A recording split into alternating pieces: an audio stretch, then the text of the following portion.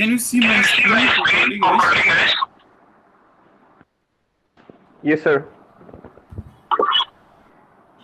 Yes, sir. Yes, sir. We can clearly.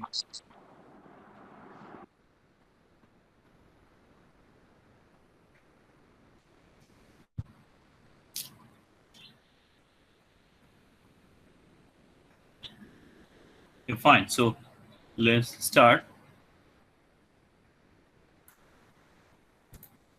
So we're going to talk about today basically that vector and scalar, right? You have that idea. So vector is a quantity which has a magnitude and the direction, and scalar which has only the magnitude, right? That's how we define vector and scalar. Fine. Say you can say the example of a vector, say the force and momentum, displacement. These are the vector, whereas the scalar quantity, say the mass and the length, the time, these are basically the scalar quantity we are going to express, right? So most of the case, basically, in the field of science and engineering, we use that vector by some symbol, right? So basically, if you express a vector by, say, a letter, so this is your, say, the vector A, we use a overhead arrow above that letter. That's how we express is a vector. And what, say, we can express graphically that vector by a line and a arrow also over there. This length of this arrow is give you the magnitude, which you can say that scalar, and this arrow sign is give you the direction. You can specify in a form, say that one give you the direction, and if I use, say, the different color of this length is the magnitude basically. Sorry.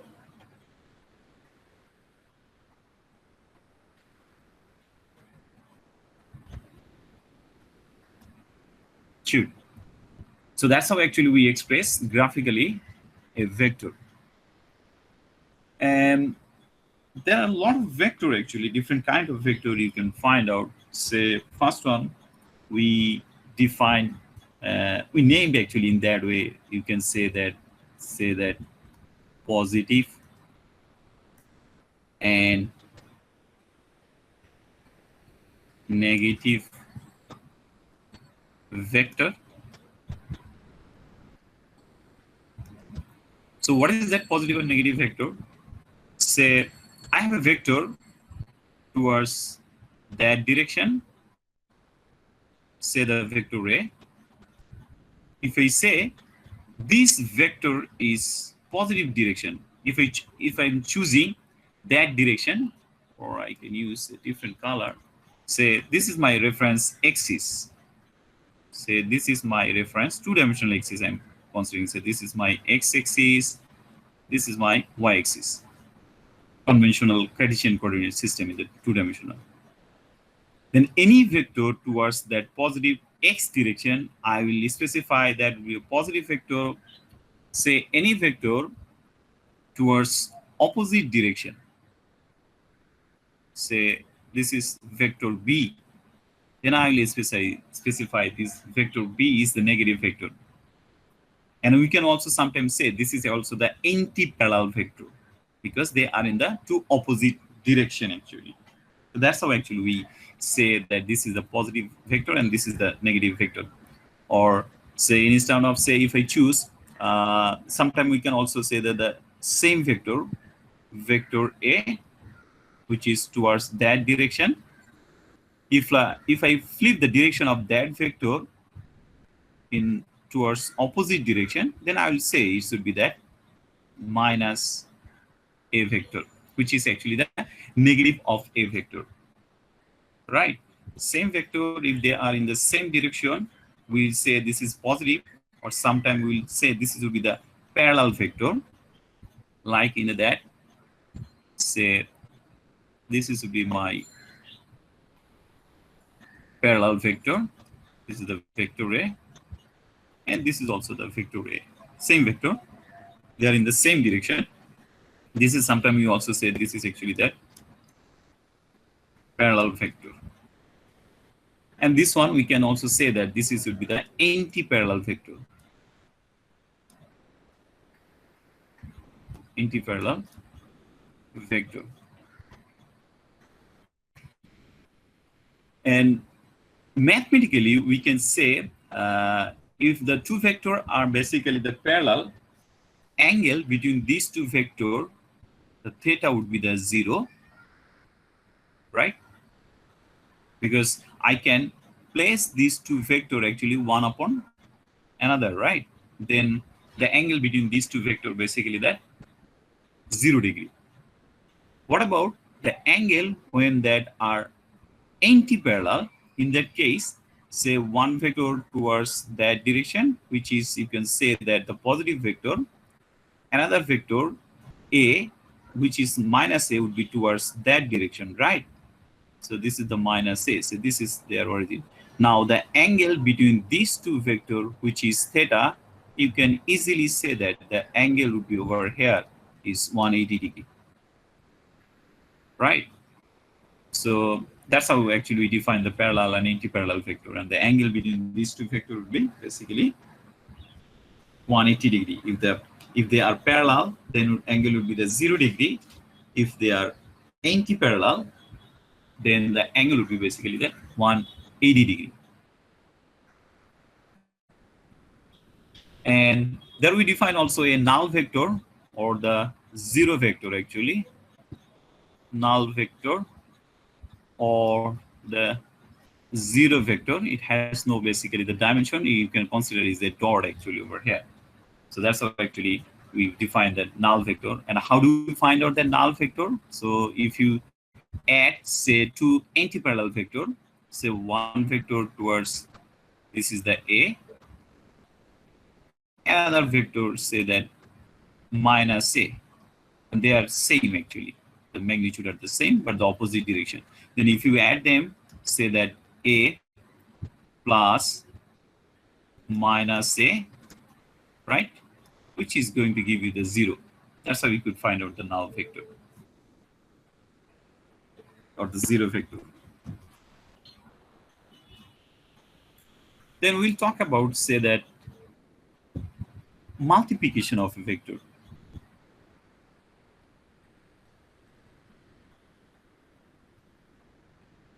Not exactly actually that product. I'll just give you that multiplication by a scalar.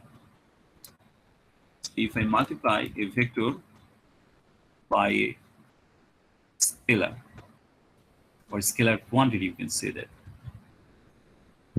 Say I have a vector.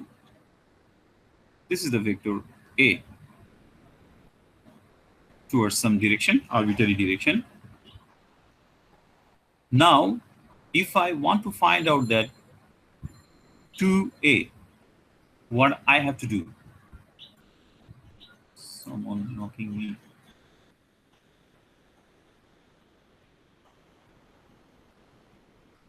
So look at this. This is vector A. Now I'm going to find out that the twice A. Basically, I'm going to multiply this vector A by a scalar quantity, the 2. So what I can say, so I have to just double that unit, right? Say this is, I define the vector A, which is a single unit over here. You can say that one. Now I have to take one more, the same unit. This is would be basically that twice A. That's when the length is going to be just the double. We multiply by that scalar quantity, the 2. Right? So that's how actually the significance of the multiplication of a vector by a scalar quantity. We just double that unit. That's how you can find out in that. Say if you say want to find out the minus twice A, right? You just flip the vector in the opposite direction. So this is actually your be that direction, that minus twice A. That's how we can find out that multiplication by a scalar quantity of a vector. And remember, Over here, still I'm talking about the vector in a graphical representation, right? So I'm drawing that vector actually. We have to also express this vector in terms of mathematics, right? That called mathematical representation. We'll do that step by step. But before that, there are some quantity, or you can say that this is actually that some vector law we have to use. This is the very basic law. Say I have two vector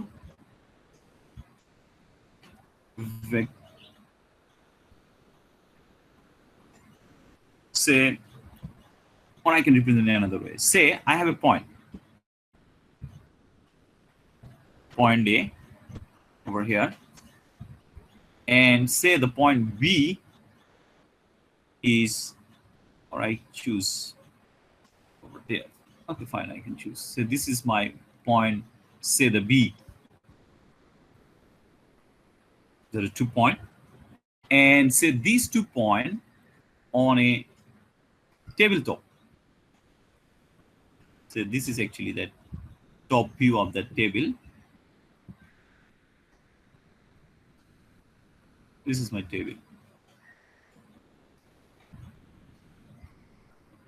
And the thing is that that table can move towards the downward or upward direction. It can move. So when I start from point A to B, say I am to go from point A to B. When I just start towards that point, at the same time, the table will move towards the downward direction. Think about, we are observing from the top of the table. I start from point A and I want to go point B. When I just start from point A to B, at the same time, the table is going to move to the downward. If this simultaneously happen, then you will find out that after coming to the point B, you will basically reach the another point. Say that is the point over here. So this is to be your final point. Although you reach at the point B, but you will find out that you are basically at the point, say that this is the point P. Now, then I can say your final destination, or you reach at the point basically the P, right? Then how I'm going to find out this, or how I'm going to explain these phenomena basically. So I first start from point A to B. So this is one length, but ultimately I find out at the final, I reach at the point basically the P. So that means this is my final displacement. We can find out, say in that form, say I start from A to B, then B to P, my ultimate destination or the ultimate distance would be AP. So that's why we can write down vector AB plus vector BP must be equal to the vector AP. So this is actually the story, you can say that the adding two vector. So that means if I go from point A to B, then B to P, my ultimate destination would be, or ultimate distance would be basically that AP. If I express in a vector this length, say this is my vector A, this is my vector B, and this is my vector C, then I can say that A plus B must be equal to the vector C. This is known as actually the vector triangle law, one of the basic law of this one. But there is a condition to find out that vector triangle law. It's called the vector triangle law, which is a very useful law. Most of the time I will use this law to find out that displacement of a particle. But the condition, so when you're going to use that vector triangle law, you have to closely observe. This is called actually that head to tail connection. So my first vector, look at this, the vector A head is connected to the tail of the second vector, right? This is the tail of the vector B. It's called the head to tail connection. Remember this point. It's called the head to tail connection. Then you can say that the resultant vector of these two, one A plus B, would be towards that direction. This is would be the C. And there is one more case actually. If A and B move to the clockwise, C direction will be the counterclockwise. Look at this. You can find out, say I'm moving from A to B. I'm basically moving in that direction, right? A to B. Then C would be from that in opposite direction. I'm moving from A to B. Say I have two vector actually. Say this is my vector A. Say another vector B. Can I use the vector triangle law over here?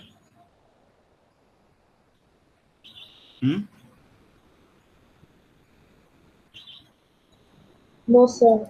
What do you think, guys? No, sir. Why? Why? Sir, because it is not following that head to tail. No, sir. Actually, B, if I add a vector on the tail of B, I can actually. That would be B to C and then B to A. Exactly. So we cannot use that over here vector triangle law directly because these two vectors are in not that way head to tail connection, right? Because they are tail to tail connection. Both of the vector A and B are tail to tail connection. They are not in head to tail connection. But I can also find out what would be basically the direction of this vector. I can. How? If I rearrange them. Rearrange means, say, I'm going to basically shift this vector from here to here. So this is actually say that the new position of the B is the new position of vector B. I can do that. Remember, you have that power actually. You can shift the origin of a vector anywhere you want without changing that direction and the magnitude. I can say this is my vector A. Instead of that position, I can take it over here. I can say that take it over here. Anywhere I want, I can do that. But the two conditions, once without changing the direction, second one without changing that magnitude. If I don't change these two quantity, direction and the magnitude, vector is not going to change, right? It will be the remain same, right? So that's why then if I say this is my, let's say I'm going to remove that B from there. So this is my new position of the vector B. This is the new position of the vector B. Now they are head to tail connection, right? This is the tail of the vector B is connected to the tail of the vector, sorry, head of the vector A. Then I can say this is to be my resultant vector, say the C, right? Then I can say, so this is to be my A plus B. Say I'm going to remove that part.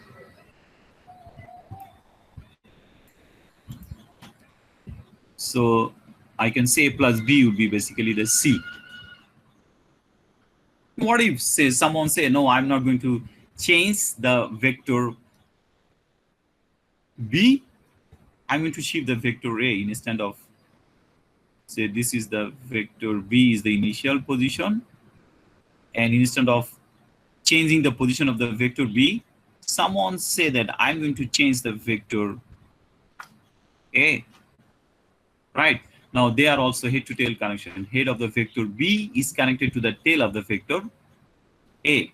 then I can also say that B plus A is also going to the C, right?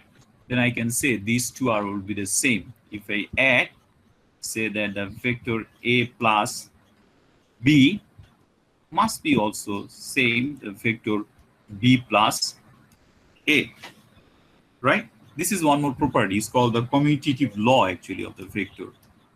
Commutative law of the vector. So this is actually come from, look at this, I use the vector triangle law every time I'm doing it over here.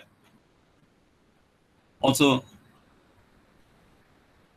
say if I have more than two vector in that form, say I have a vector A over there, say I rearrange in that way actually. Say this is the vector B, and say this is the vector C. They are in a head-to-tail connection. Somehow I rearrange in that way actually. Then what I can do basically first, say I'm going to find out first A and B step by step because they are head-to-tail connection. Then I can say, so this is to be my resultant vector, right? I can say this is actually that A plus B. If I do that, then this one I can neglect A, B, right? Then A plus B and C is also connected to the head of this A plus B. Then I can say resultant of this A plus B and C would be, that one would be my resultant vector.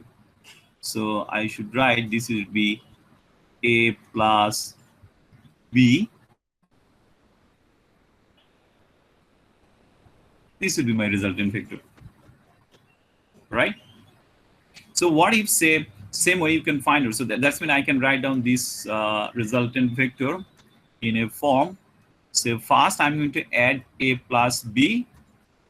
With respect to that one, I'm going to add the C. If I do that, so instead of doing say that A plus B, I'm going to add them say first B plus C. That would be also the same. So let me allow to redraw again. So this is your A. So this is your B. Say this is your C vector. So first I'm going to add, say, this is would be my B plus C, right? Then I can neglect these two vector. Now I'm going to add these two one, A and B plus C. I'll find out this one. So that's mean this vector would be A plus, sorry. Okay, I can write down A plus, say that B plus C is going to be the same, right? So that's when, again, I'm using that vector triangle law step by step. It will be the same vector over here. So that's why we can say that this is known as one more law. It's called the associative law. If I add A plus B, then add with the C, what will be the case? Then I can say is going to the A plus B plus C is going to be exactly the same. This is known actually that associative law. All are the law, basically the associative and that your commutative law, basically that application of the vector triangle.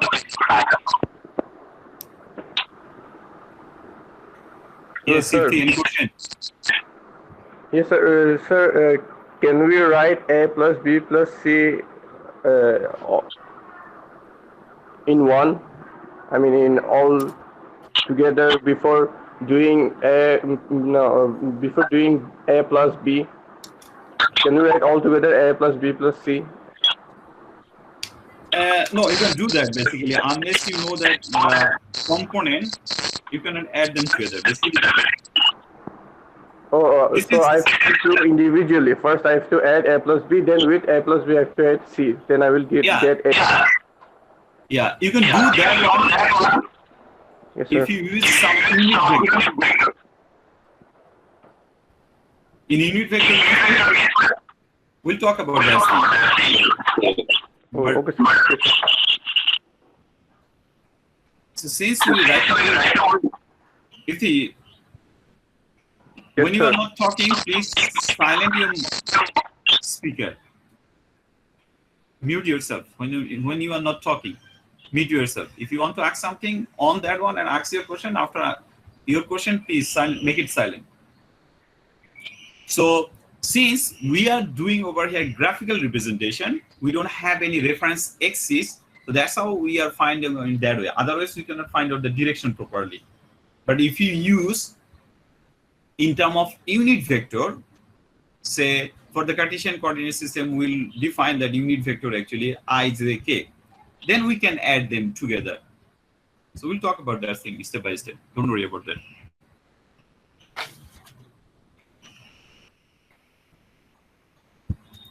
And this is actually the story I said you say adding to vector. We are basically going to use the vector triangle law. Remember, this is a very powerful law.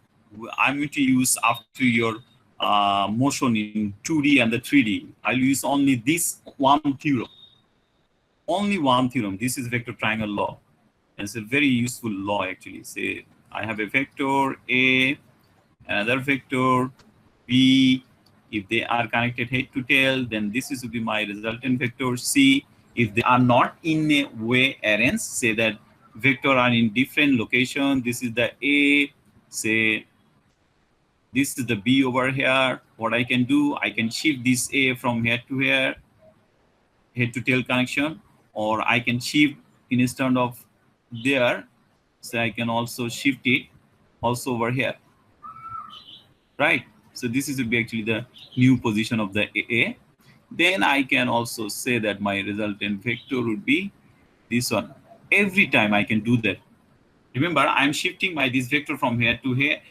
Any point I want, but I have to keep in 2 points in my mind. I cannot change the length, and I can also change the direction of that vector. So I cannot redraw this vector A over here in that form. If I do that, then the direction of this vector is going to change, right? I cannot do that one. That will give me actually the wrong answer. So you have to keep in the magnitude and the direction the same. Then your vector is not going to change by the definition of that one, right? Unless you change the magnitude and the direction, your vector is not going to change. It will remain same.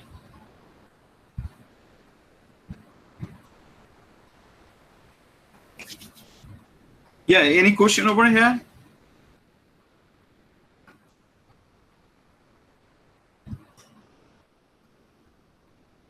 No question? No, sir. No, sir. No question. Then I will ask the question. If you don't ask me, I will ask you the question. Say, I have a vector in coordinate. Say the Cartesian coordinate system, you're familiar with this. We'll also introduce this coordinate in the different vector, different coordinate system actually. So this is my origin. I have a vector over here.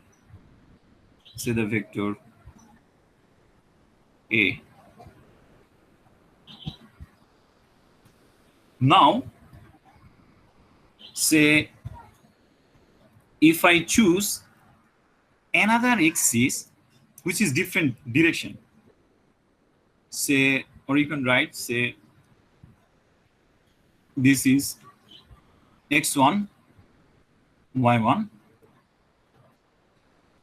I'm going to choose another axis, say this is also perpendicular axis. So this is the x2, and say this is actually the y2.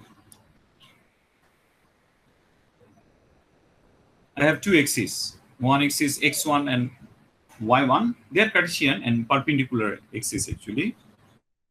And another axis, x2 and the y2. I have a vector in one axis or frame of reference, you can say, which is vector A.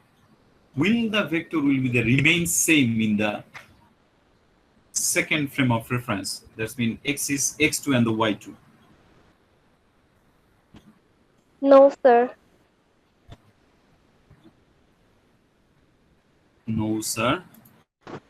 Who said no? Sir, can you ask the question again? The question is, I have a vector A which is in the x1 and y1 plane or axis, and if I want to, I have one more axis which is x2 and the y2. Will the vector will the remain same with respect to the second axis x2 and the y2? Sir, I said no because vector depends on the vector has the direction, so which means it depends on the angle with the axis. So as I'm changing the frame of so I have changed the angle as well. So the angle for A will definitely I have to either change the angle of A to remain the same with the second axis, otherwise it won't be the same vector. Okay, fine. Afroja, thank you very much. Anyone? Sir, I'm actually Atia Ahmed Suborna, but you mailed me in my mother's email, which is given in Brack University. So that's why I have to join. I joined through my mother's email address. Oh, then Afroja is your mother name? Yes, sir. Okay, fine. I'm sorry, Atia. So that's fine. So try to join from your account. Don't Yes, worry sir. about it. From now on, okay, sir. Okay, fine. Atia, thank you very much. Anyone to say different, or you have another perspective or another answer from Atia?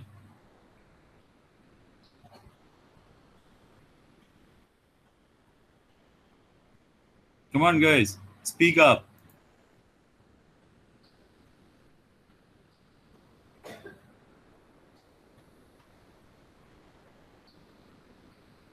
No one to say. Anyway, fine. So I'm going to do a case actually. If you sometime I will ask you this type of question. I said basically this one is say that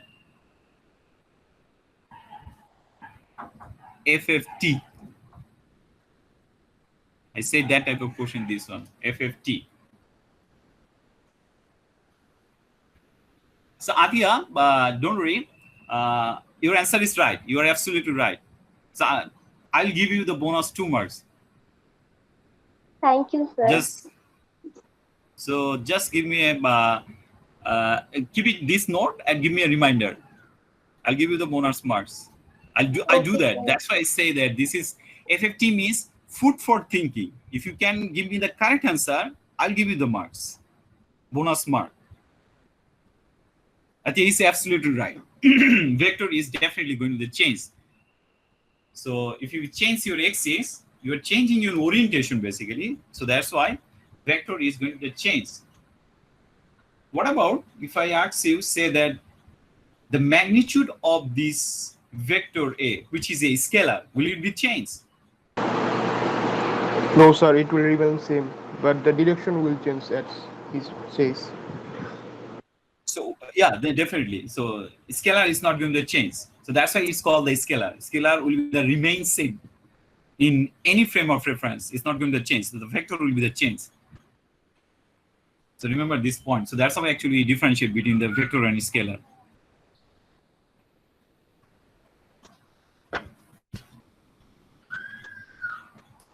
All right, say I'm going to talk about today's the last topic. Say that we find out, say that addition and the subtraction. Addition we can find out using the vector triangle law. Basically, I have a vector, say the vector A, another vector, say that vector B over there. I keep it in that form. If it's the case, then I know how to do that. I will rearrange my B over there. sorry, say this is to be my new position of the B, right? Although my drawing is not exact, but it will be in that form. So I shift that origin of the B from here to here. I can do that without changing the direction and the magnitude. So this is the new position of the B. Now the B is connected to the head of the tail. They are head to tail connection. Then I can say, so this is to be my resultant vector C, which is actually we can write down, say that A plus B would be basically the C. I'm using that law to also find out that vector addition. Fine. Say, what about if I want to find out, say that A minus B? So that's mean I'm going to subtract these two vectors. What I'm going to do?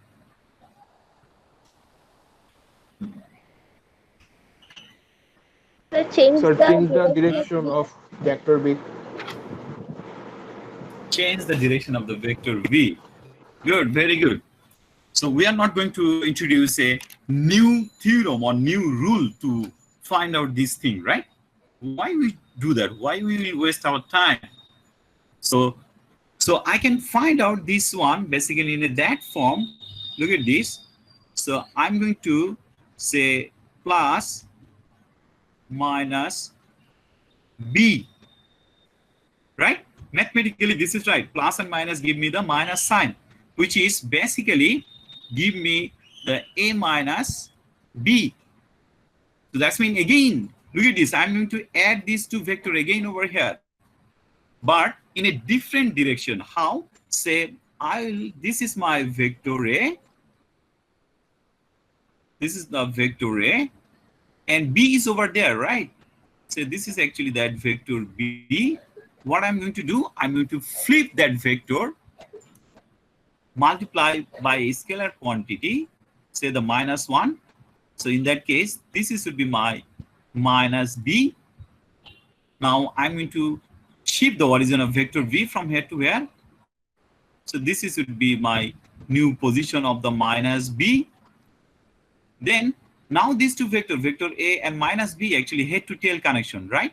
So this is the vector A head is connected to the tail of the vector B. Then I can say this is to be my, this is to be my resultant vector, which would be from A to minus B. So that means this is to be my direction of A minus B. That's how actually we can subtract this vector.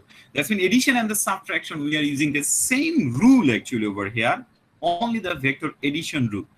The same thing actually do that. Suppose if you do some mathematical operation in your computer, when you push that, say 5 plus 7, is give you basically how much? 12, right? Now if you say the 5 minus 7, do you think that the computer is going to use the different program for perform this operation, mathematical operation? No, it not. It use the same program to perform these two mathematical operation. They basically just add them together. How? This one directly 5 plus 7, they give you the 12, same program.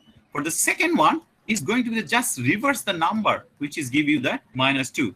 So that's mean the computer using the same program to perform these two operations, which is actually come from this vector. You can say that this is also one application of this addition of that vector. That's how actually we make a program. If you want to make the computer perform the different scenario to different program, then your Windows system would be more than 2 or 3 GB. It's going to be bigger, right? So that's why this is actually the idea, which is what is actually that scientist sort of, you can say the engineer. How do you define the engineer? Most of you are going to be the engineer, right? How do you define the engineer? I should ask this question earlier. All of you basically from the CC and the EEE department, right? Is there anyone from these two non-engineering program over here?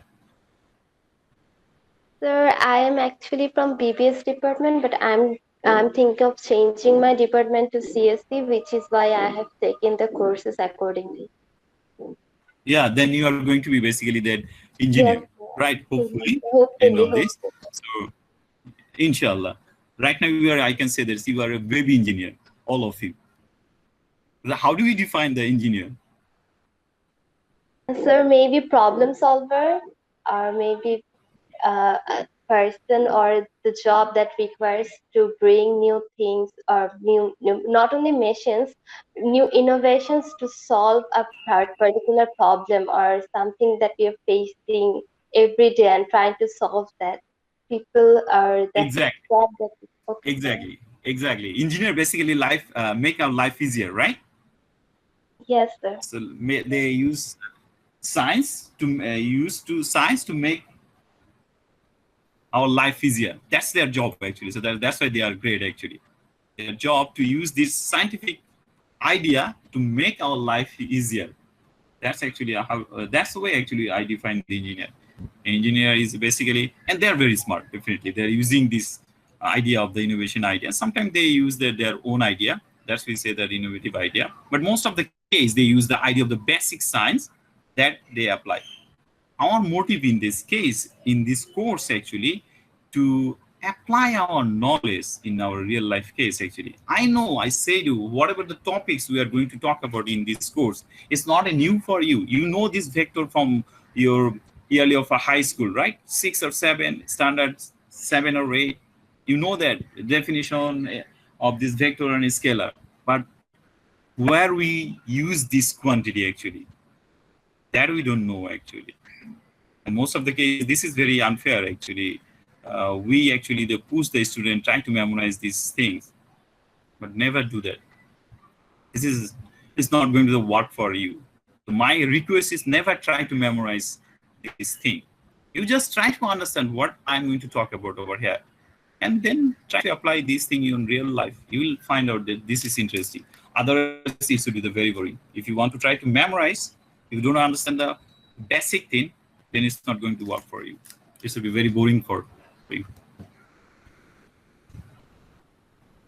Okay, I'm end of this session today. Do you have any more question over here? Whatever I talk up to today?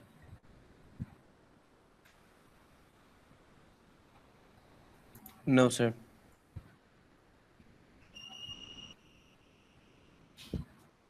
Okay, fine. If you don't have any question, then you can do Sir, one thing basically before. Yeah, Sir, I have a question regarding the live session. yeah, sure. Sir, do you have Shakib. any sir, do you have any classroom or Slack or any group Yeah, Shakib, for we talk about, you are not present in the first class probably, right, Shakib? Yes, sir, I didn't I got the email but I didn't check at that Check that time. email. Yeah, it's fine. It's fine. Don't worry about it. This is actually our room. Actually, room means I emailed you that link of this live session Google link. You will always find out me on the schedule class. I'll be over here. But This is sir, actually our room. in Bucks the time schedule is 9:30 to 11. So actually In missed up. section one, Yes, sir. section one, is Yes, it? sir. Yes, sir. Oh God, yes, sir. let me check that one. And sir, No, the no. I think you are doing the wrong information. Is it? Look at this. I'm going to show you. You are in the live session. I think you goes in the different course you're talking about. no, Look sir, at this. This is actually not your box. This is actually called the studio. We work on that platform actually, Studio EDX. So whatever we did and we publish it into that one, and then you can see in the live session actually. View the live session. Look at this. This is my section 1 MLR class time 11 to 12:30 a.m. weekly date Sunday Tuesday, and this is your Google link. When you check that one, Sakib, when you access the BUX last time,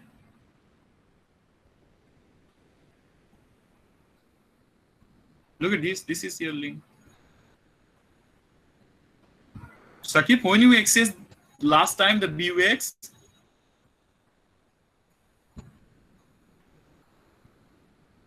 Can you hear me, Sakib? Oh, probably I lost him. Hello? Sakib, can you hear me? Yes, sir. Yeah, when did you check that BUX last time?